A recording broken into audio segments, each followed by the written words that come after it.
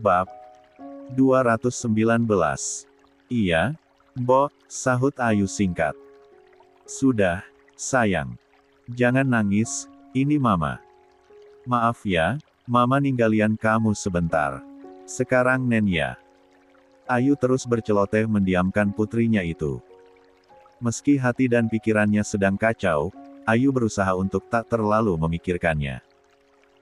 Ia tak ingin suasana hatinya mempengaruhi sang putri. Apalagi Ayu pernah mendengar penjelasan jika suasana hati ibu sangat berpengaruh pada suasana hati bayinya. Itulah kenapa terkadang bayi tiba-tiba rewel saat ibunya tengah bersedih. Seolah sang bayi turut merasakan kesedihan ibunya. Setelah disefsui lebih dari 10 menit lamanya, akhirnya Syafia kembali tenang. Bola matanya yang begitu bening menatap wajah sang ibu lekat membuat hati Ayu menghangat dan meleleh karenanya. Kebersamaan indah sepasang ibu dan anak itu terganggu dengan dering telepon yang bersuara. Bersamaan itu, proses mengasihi pun baru saja selesai.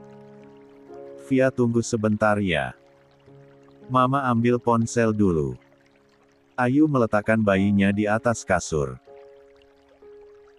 Membuat bayi kecil itu merasa bebas hingga bisa menggerakkan kedua tangan dan kakinya ke kanan dan ke kiri. Sementara Ayu melangkah menuju meja lalu meraih ponsel yang tergeletak di sana. Hati Ayu tiba-tiba berdenyut menatap nama yang tertera. Suamiku tercinta. Assalamualaikum, Mas, sapa Ayu begitu menerima panggilan. Ayu berusaha bersikap biasa dan bicara dengan logat senormal mungkin. 36. Waalaikumsalam, sayang. Kamu lagi apa? Gimana putri kecil kita hari ini? Anteng apa rewel? Tanya Davin dari balik telepon. Alhamdulillah anteng, Mas. Baru saja selesai Mimi, jawab Ayu. Syukurlah. Aku juga baru sampai nih. Pegel banget. Mau pada salat dulu sebelum ke makam, beber Davin. Alhamdulillah kalau sudah sampai, Mas. Istirahat dulu aja, timpal Ayu. Iya, sayang. Davin menyahut pendek. Sayang. Sebenarnya ada yang ingin aku katakan, lanjut Davin terdengar ragu. Apa, Mas? Katakan saja. Tanya Ayu dengan jantung memburu. Aku apa, Mas? Cepat katakan. Keburu Via nangis. Kejar Ayu tak sabaran. 37. Perjalanan menuju luar kota begitu melelahkan. Bukan hanya bagi Pak Damar yang sudah berusia lanjut. Tapi juga untuk anggota keluarga yang lain. Meski Mika sempat beberapa kali berhenti untuk istirahat, tapi tetap saja, begitu sampai, rasa pegal begitu mendera. Karena rasa lelah itu, begitu sampai, mereka tak langsung ke makam, tapi istirahat dulu di sebuah masjid kampung yang begitu asri dan nyaman. Sekalian menyimpan mobil di sana. Pun sekalian mendirikan salat duhur yang hampir terlewat. Ini nama tempatnya apa, Ray? Tanya Pak Damar sambil menyelonjorkan kedua kakinya di teras masjid. Ini sudah masuk ke Kabupaten Tasikmalaya, Kek. Kabupaten paling ujung. Dari kota juga jauh lagi, jawab Raihan dengan mata beredar ke sekeliling. Tentu saja karena untuknya, tempat itu sudah tak asing. Karena waktu kecil, ia menghabiskan hidupnya di kampung tersebut. Pun masjid yang sedang disinggahi kini. Itu adalah masjid yang setiap hari didatangi Raihan ketika waktu salat sudah tiba. Juga tempatnya mengaji ketika sore menyapa. Kabupaten Tasikmalaya. Ulang Pak Damar. Selama ini, kakek sering mendengar kota Tasikmalaya, meski belum pernah mengunjunginya secara langsung. Gak disangka, sekarang kakek justru ada di Kabupaten Tasikmalaya yang lebih jauh lagi dari kotanya, lanjut Pak Damar dengan seulas senyum kecil. Matanya yang tak lagi muda, begitu takjub melihat keindahan sekitar kampung yang tadi dilewati. di mana masih banyak pohon-pohon yang berjejer sepanjang perjalanan dengan suara gemercik air yang mengalir dari sungai kecil.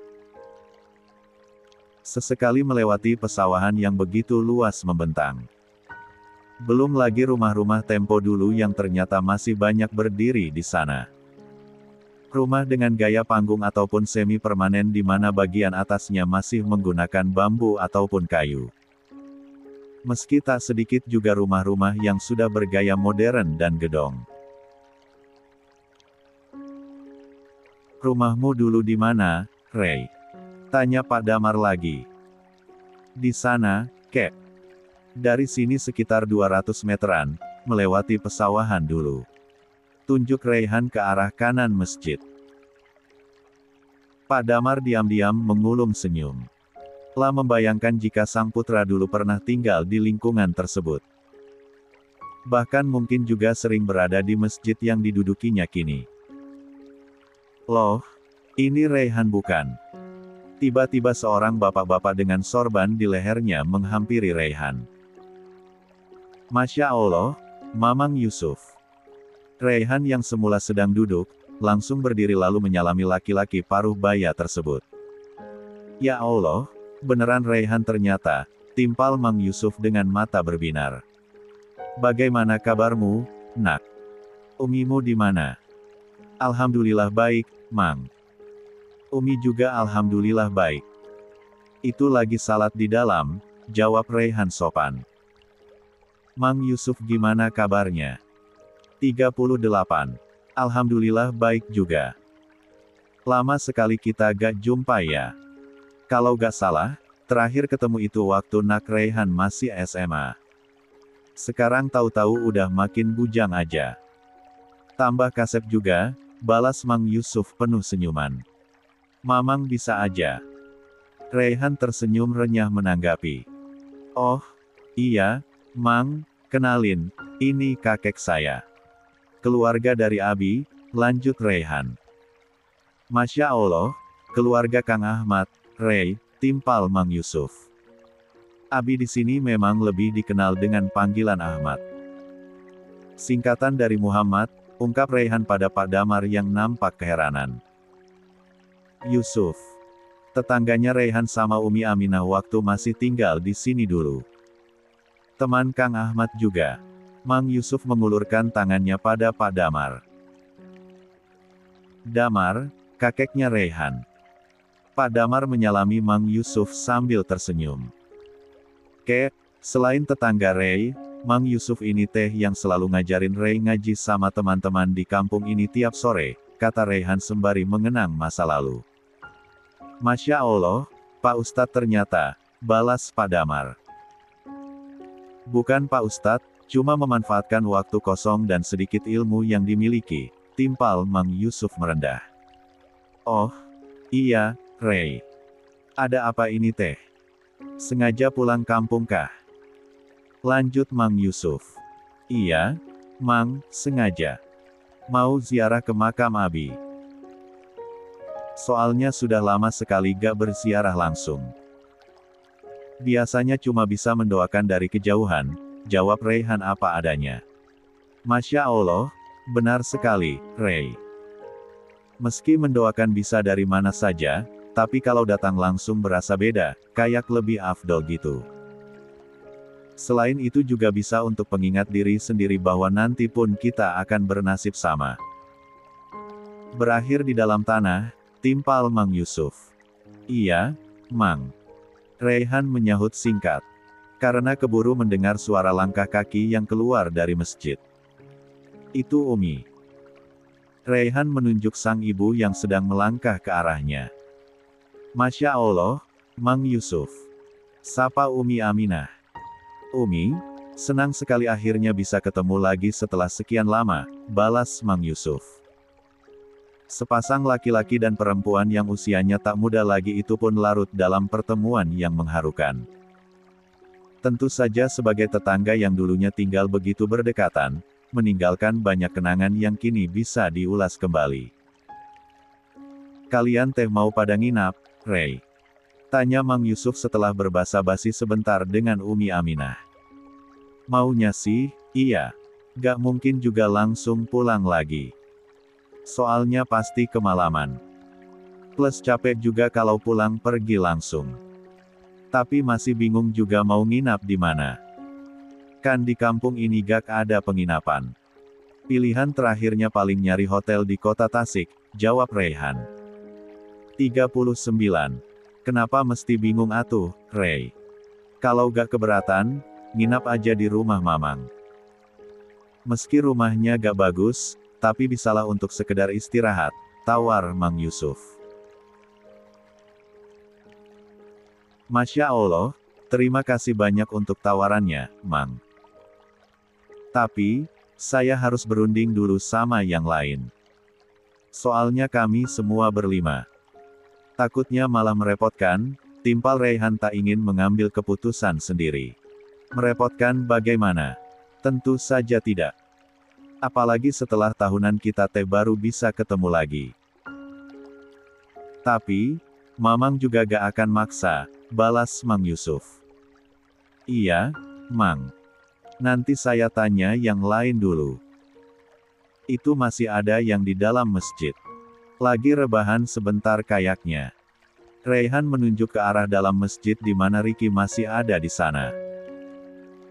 Sama itu satu lagi, yang sedang nelepon, lanjutnya pada Davin yang sedikit menepi dan sedikit menjauhi area halaman masjid agar bisa fokus menghubungi sang istri.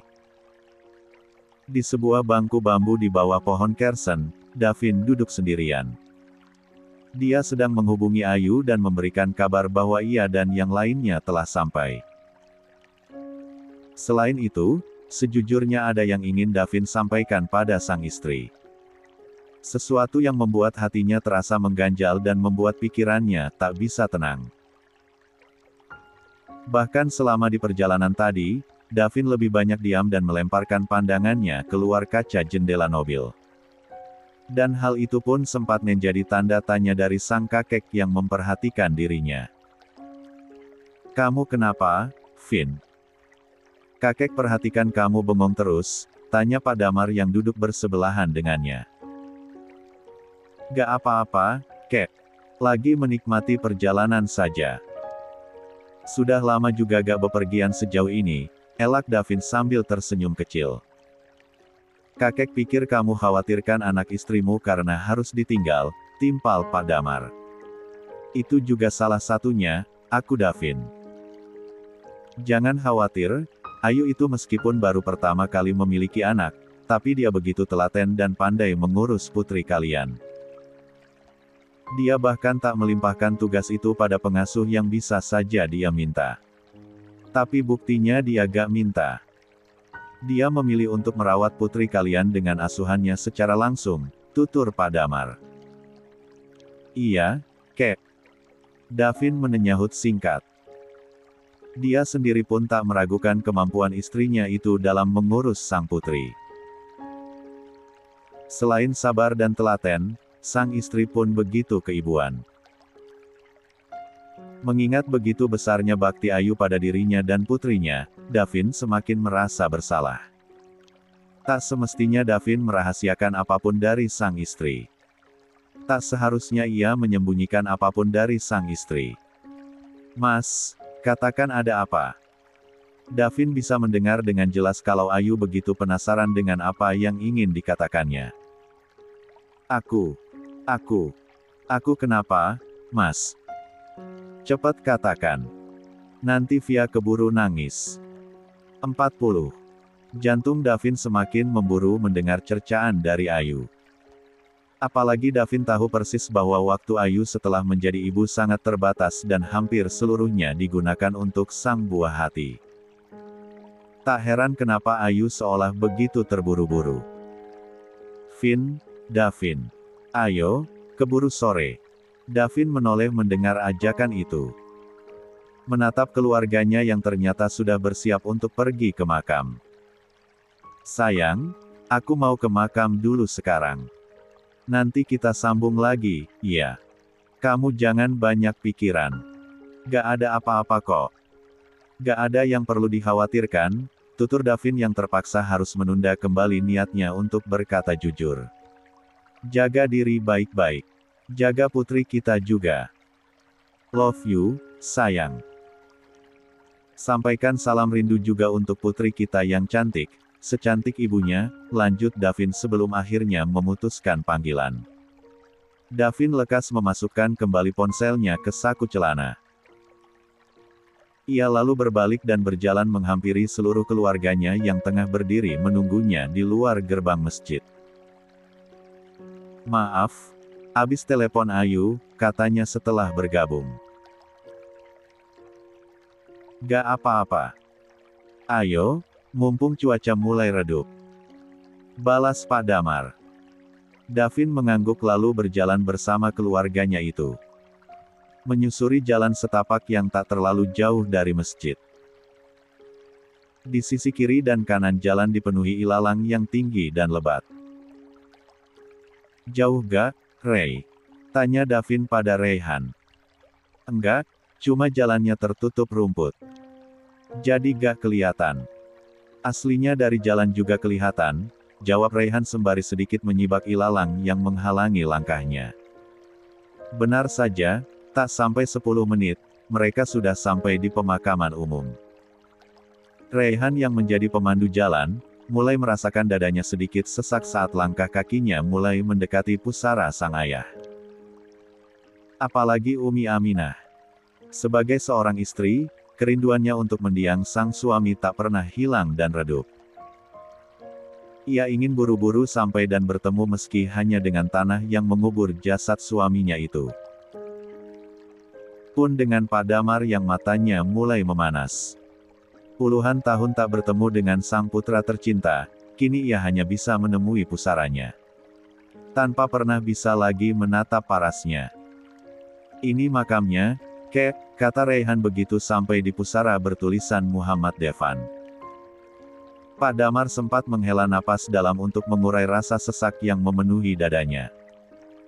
Menutup matanya sebentar untuk mengatur kesedihan yang kembali menghampiri. Pimpin doa untuk abimu, Ray.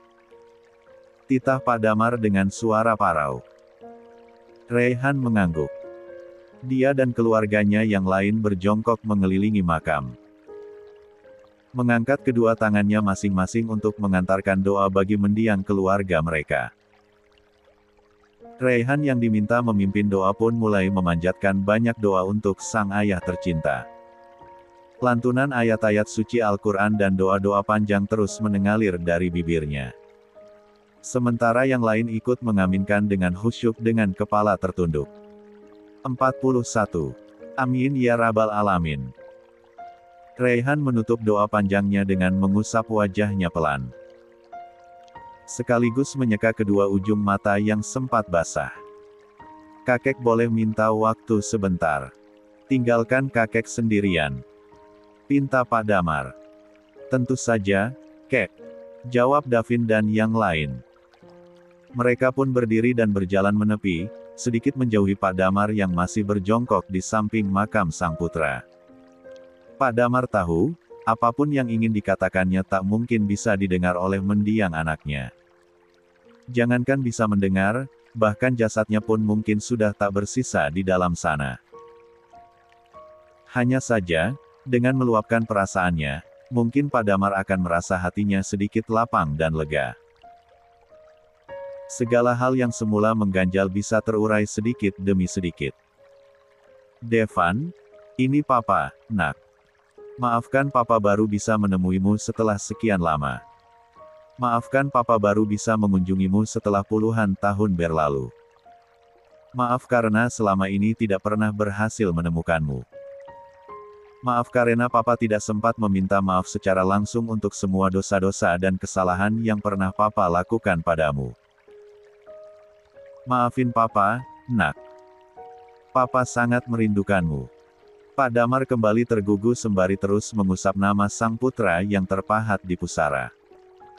Dalam hatinya, Pak Damar sungguh menyesali tak pernah turut menggotong sang putra ke peristirahatan terakhirnya. Padahal, sejak kecil, dialah yang selalu menimang dan menggendong putranya itu dengan penuh kasih sayang. Terlalu banyak hal yang Papa sesali sekarang ini, Van. Terlalu banyak kata andai yang berjejalan di kepala Papa. Harusnya papa sadar, ini adalah takdir hidup yang tak akan pernah bisa dirubah. Sayangnya itu tak mudah. Hati papa belum setegar itu. Kemarin kadang ikhlas, hari ini tiba-tiba tidak ilhas. Begitu terus bergonta-ganti. Semoga saja setelah menemuimu secara langsung seperti ini, papa akan sampai di titik benar-benar mengikhlaskan apa yang telah terjadi. Pak Damar terus saja berujar pelan. Mengungkapkan kerinduannya dan segala macam rasa yang berkecamuk dalam dadanya. Istirahatlah yang tenang, Van. Tunggu papa agar kelak kita semua bisa berkumpul kembali. Mama, Dina, kamu, dan papa. Lagi-lagi Pak Damar mengusap nama sang putra dengan hati yang hancur. Papa pulang ya, nak. Doa papa akan selalu mengalir untukmu. Namamu akan selalu ada di hati papa sampai papa mengembuskan napas terakhir papa, lanjut Pak Damar mengakhiri penuturannya. Pak Damar mengusap kedua sudut matanya sebelum berdiri. Ia lalu melangkah menuju keluarga yang sedang menunggunya. Umi, mungkin Umi butuh waktu sendiri. Tawar Pak Damar. Lah mengerti, selain dirinya, istri dari putranya itu pun pasti memendam kerinduan yang sama. Umi Aminah mengangguk lalu melangkah menuju pusara. Sementara yang lain mendiskusikan di mana akan menginap malam ini. Sebentar lagi asar. Kita bisa salat dulu di masjid tadi.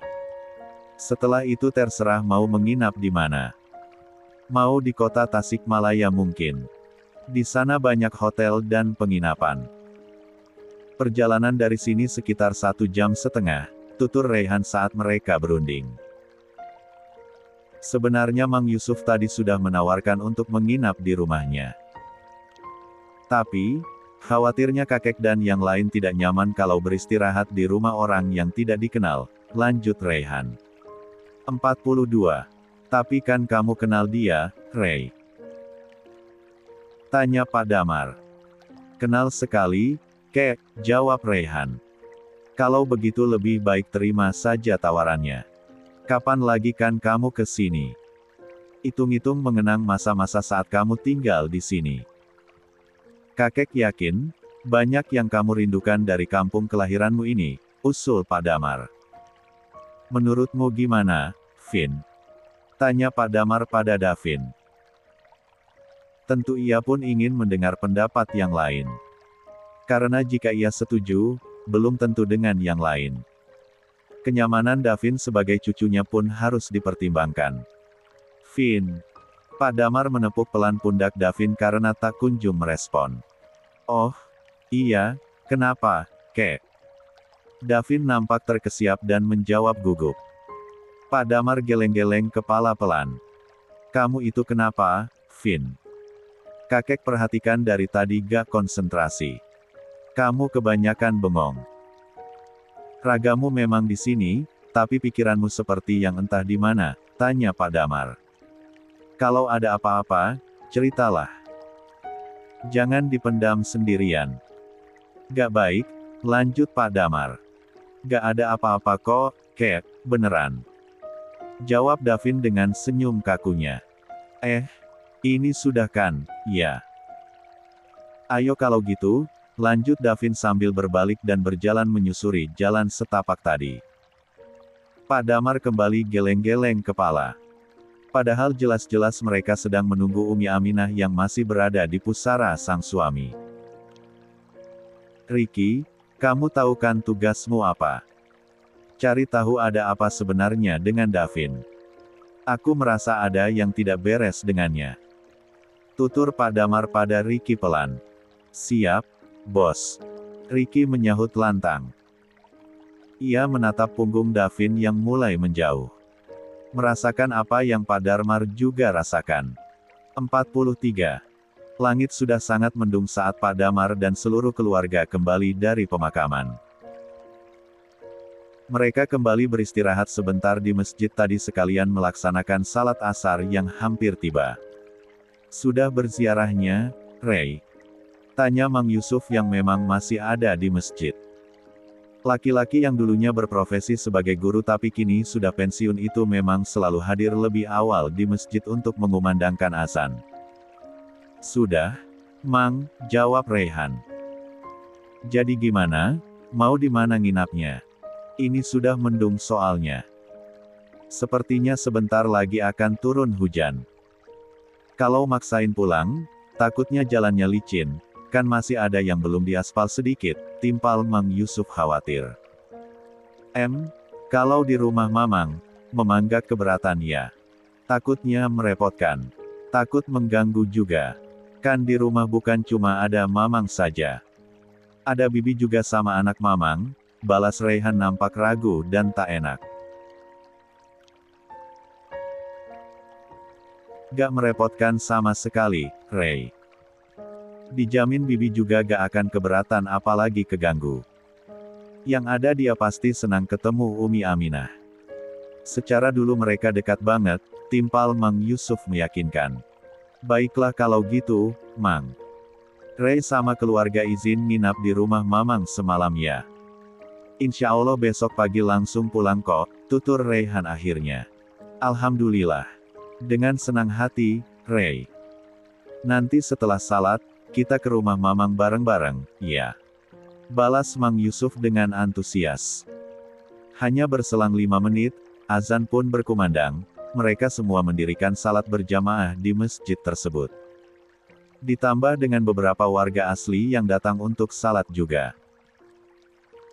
Setelah menitipkan mobil di rumah warga yang memiliki pekarangan luas, Raihan dan seluruh keluarganya berjalan bersama mengikuti Mang Yusuf yang menjadi pemandu jalan. Hati-hati, kek, kata Raihan saat mereka akan melewati pematang sawah menuju rumah Mang Yusuf. Meski jalannya tak sebagus dan semulus di kota, tapi Pak Damar begitu menikmati keindahan alam di setiap sudut tempat yang ia lewati. Matanya begitu berbinar melihat keasrian dan kealamian di kampung tersebut. Setelah melewati pematang sawah, akhirnya mereka sampai di rumah Mang Yusuf yang sangat sederhana tapi cukup luas. Assalamualaikum. Mang Yusuf mengucap salam dengan lantang setelah membuka pagar bambu yang mengelilingi rumahnya. Waalaikumsalam. Dari dalam rumah terdengar jawaban salam diikuti suara derap langkah kaki. Sesaat kemudian pintu pun terbuka diikuti sosok seorang wanita yang usianya sedikit lebih tua dari Umi Aminah. Tebak siapa yang datang bersama Bapak, Bu? Tanya Mang Yusuf pada istrinya. 44. Masya Allah, Minah. Istri Mang Yusuf langsung menatap Umi Aminah dengan mata berbinar lalu menghampirinya. Siti. Umi Aminah menyahut antusias. Lalu keduanya pun saling berpelukan sebentar. Kok bisa ada di sini? Gimana ceritanya? Dan ini Raihan ya? Bi Siti langsung memberondong banyak pertanyaan. Iya, Bi. Raihan lekas menyalami tangan Bi Siti Taksim. Nanti saja cerita-ceritanya di dalam. Lebih baik ajak masuk dulu semua tamunya, biar istirahat. Hujan juga sudah mau turun sepertinya, tutur Mang Yusuf mengingatkan istrinya. Oh, iya. Hayu, masuk, Minah, Ray. Ajak juga yang lain, ajak Bi Siti antusias. Maaf ya, Pak, keadaan rumah kami memang jauh dari kata layak. Tapi, semoga bisa sedikit meredakan rasa lelah kalian, tutur Mang Yusuf. Mari duduk. Lanjutnya setelah menggelar karpet besar di ruang tamu. Alhamdulillah. Terima kasih banyak, Mang. Kata Pak Damar sembari duduk bersila di atas karpet. Di atas, Pak, duduknya. Kata Mang Yusuf buru-buru. Gak apa-apa, Mang, di sini saja. Jawab Pak Damar. Davin, Ricky, dan Raihan pun duduk di atas karpet mengikuti Pak Damar. Buatkan minum, Bu. Teh panas kalau ada. Titah Mang Yusuf pada istrinya. Iya, Pak. Ini mau suruh Nisa beli dulu gula putihnya. Jawab Bi Siti. Nisa, sini Neng. Lanjut Bisiti menyeru sang putri. Dari arah belakang, muncul seorang gadis yang nampak malu-malu hingga kepalanya terus menunduk tanpa berani mengangkatnya. Itu Nisa, cek. Ya Allah, sudah besar saja. Terakhir ketemu teh waktu Nisa masih SMP, tanya Umi Aminah. Iya, Minah. Sekarang mah sudah lulus SMA. Sudah besar, jawab Bisiti. Nis, masih ingat A. Raihan? Dulu kamu sering diasuh dia waktu kecil, tanya Mang Yusuf pada putrinya.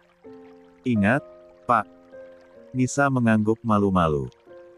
Itu Nisa, Ray. Kalian dulu suka ngaji bareng kan? Suka berangkat ke masjid bareng juga.